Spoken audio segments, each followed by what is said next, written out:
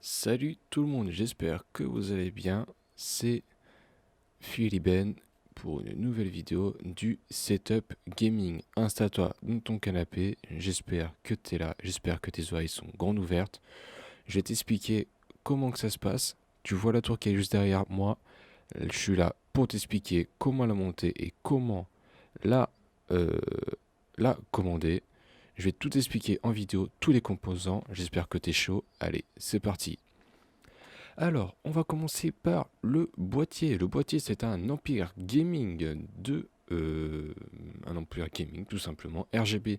Vous avez 4 ventilateurs RGB que vous ne pouvez pas, bien évidemment, brancher avec la carte mère, mais ça ne vous empêchera pas de les changer plus tard. Ils fonctionnent, ils tournent, ils refroidissent très très bien votre tour sans aucun problème. Vous pouvez mettre dedans, comme vous voyez à l'écran, du mini ATX, du ATX tout simplement en carte mère sans aucun problème. Là, on va passer par les choses sérieuses, c'est-à-dire la carte mère. La carte mère qui est une Asus Prime, une Z390A pour du Intel. Oui, la tour là est pour du Intel, bien évidemment, parce que celle d'Aaron, ça fait toujours plaisir. C'est là pour faire chauffer tout ce qu'il faut et pour tout faire tourner sans aucun problème. La carte mère qui aussi a quelques petites touches de RGB histoire de faire plaisir. Dedans, vous pouvez mettre, il me semble, vous avez 3-4 slots de, euh, de, euh, pardon, pour poser des cartes graphiques sans aucun problème.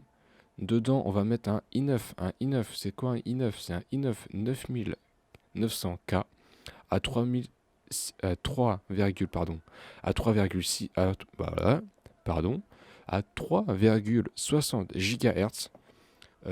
Franchement, niveau rapport qualité-prix, certes, le i9 est assez cher, mais vous n'aurez pas besoin de le changer au bout d'un an. C'est ça que j'ai envie de vous dire. Vous allez vraiment devoir changer tout ce qui est autour au fil des années, mais ça, en aucun cas, vous allez pouvoir le changer et vous allez vraiment être tranquille sur le reste des années à venir.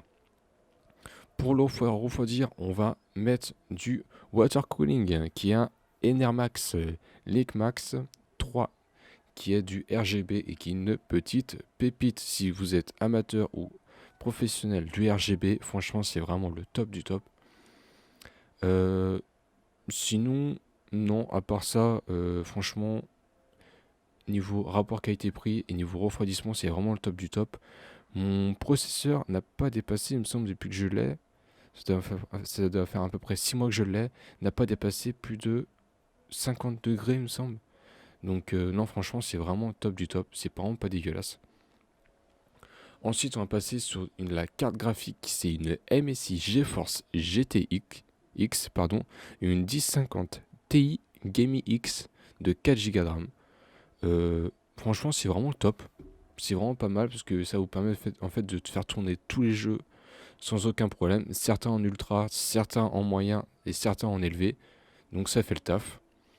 Ensuite, on va passer sur les RAM. Les RAM, c'est du Corsair Vengeance 2 fois 16 Go de RAM en DRD4 en 3000 MHz qui, franchement, qui font tourner tous les jeux sans aucun problème. Votre carte graphique, elle souffre beaucoup moins. Les jeux, on sent vraiment qu'ils sont fluides.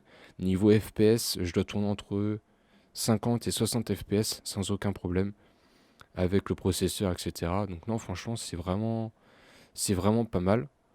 Et on repasse sur la carte graphique. La carte graphique, vous faites tourner tout n'importe quoi. Tout n'importe quoi sans aucun problème. Euh, Certains jeux, c'est sûr, certains jeux demanderont plus d'efforts. Mais sinon, au niveau FPS, ils seront toujours là. Le jeu tournera sans aucun problème. Pour alimenter tout ça, on va passer sur une Corsair, une CX 750. C'est pas tout à fait celle que vous voyez à l'écran. C'est parce que elle y était plus, mais c'est l'équivalent, sans aucun problème. C'est du modulaire.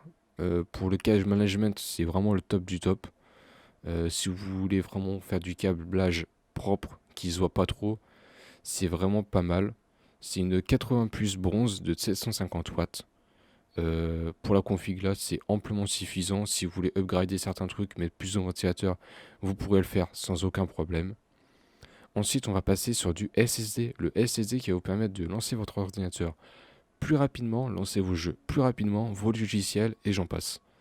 Et aussi faire des téléchargements plus rapides parce que maintenant, les 3/4 des ordinateurs maintenant sont munis du SSD qui permet d'être beaucoup plus fluide et beaucoup plus rapide. Là, on va partir sur un SSD NVMe de 970 Evo Plus de 1 Tera qui fait très bien le taf. Là-dessus, j'ai eu aucun problème parce que 250 Go ou 500 Go, je trouve que ça se remplit très très vite. Et franchement, 1 Tera, vous allez vraiment être au top du top et vraiment, vous allez vraiment être tranquille. Donc, ensuite, on va passer sur un truc qui tape un peu plus, c'est le disque dur. Le disque dur, c'est de 4 Tera. 4 Tera, franchement, 4 Tera, vous allez vraiment être tranquille si vous faites des vidéos par-ci par-là. Sachant que des vidéos avec certaines configs, ça prend beaucoup de gigas. Beaucoup de gigas, donc franchement, 4 Tera, vous allez vraiment être tranquille. Que ce soit au court terme ou au long terme. Vous n'avez pas besoin de vous poser la question est-ce que j'ai assez de place ou pas. Là, vous enregistrez et vous prenez pas du tout la tête. Et c'est en avant Guingamp, quoi. Donc non, franchement, 4 Tera, c'est amplement suffisant et c'est vraiment le top du top. Le petit plus aussi de la config là, c'est une carte Wi-Fi. La carte Wi-Fi qui vous permet en fait de vous connecter en Wi-Fi à votre routeur internet sans câble. Si vous n'avez pas votre routeur internet ou vous n'avez pas un câble assez long pour vous brancher à votre ordinateur, c'est le petit plus. C'est toujours mieux. Sachant que la carte Wi-Fi là, elle est en 3000 mégabits et elle fait aussi Bluetooth en 5.1. Donc non, franchement, c'est vraiment pas mal. Ça permet au moins de moins vous prendre la tête si vous ne voulez pas faire passer de câble ou quoi que ce soit. Ça fonctionne très très bien. Je l'ai utilisé pendant un bon moment. Ça fonctionne très très bien sans aucun problème.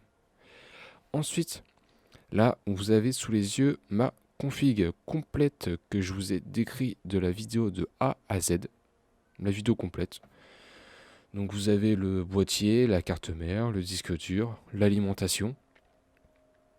Après, tout ce qui est décrit ici, vous n'êtes pas forcément obligé de le mettre. Moi, c'est mon point de vue personnel. C'est la tour que j'ai actuellement qui permet de faire des vidéos, du montage, de jouer avec des potes, de télécharger, faire tout ce que je veux faire sans aucun problème, sans bug, sans quoi que ce soit. C'est vraiment le top du top. Donc là, vous avez le i9, la carte Wi-Fi qui est facultatif, la carte graphique et je sais plus. Et du coup, là, après, vous avez les RAM et le SSD NVMe qui sont vraiment le top du top. Les RAM, c'est vraiment important. Au moins, comme ça, vous avez une fluidité vraiment au long terme. Oui, au début, ça fait dépenser beaucoup d'argent, mais franchement, croyez-moi, vous n'allez vraiment pas le regretter. Vous n'allez pas le regretter et en plus de ça, c'est vraiment le top du top parce qu'au final, vous serez vraiment tranquille. Là, ce que vous voyez à l'écran, c'est mon setup complet. Donc si tu veux le voir en vidéo, que je te décris pour combien que j'en ai au total et tout ce que j'ai qui entoure tout mon PC, qui me permet de filmer, d'encadrer, de faire tout ce que j'ai à faire sans aucun problème, sans me poser de questions est-ce que ça a marché ou pas, je t'invite à éclater la barre des likes pour me soutenir, à me dire en commentaire ce que tu en as pensé de la petite vidéo. Je te dis à la prochaine pour une prochaine vidéo. Ciao ciao, bye bye. C'était Philiben pour une prochaine vidéo. Rejoins-moi aussi sur Instagram. Bah c'est tout, Instagram. N'oublie pas d'activer la petite cloche de t'abonner. Je te dis à la prochaine pour une prochaine vidéo. Ciao ciao, bye bye.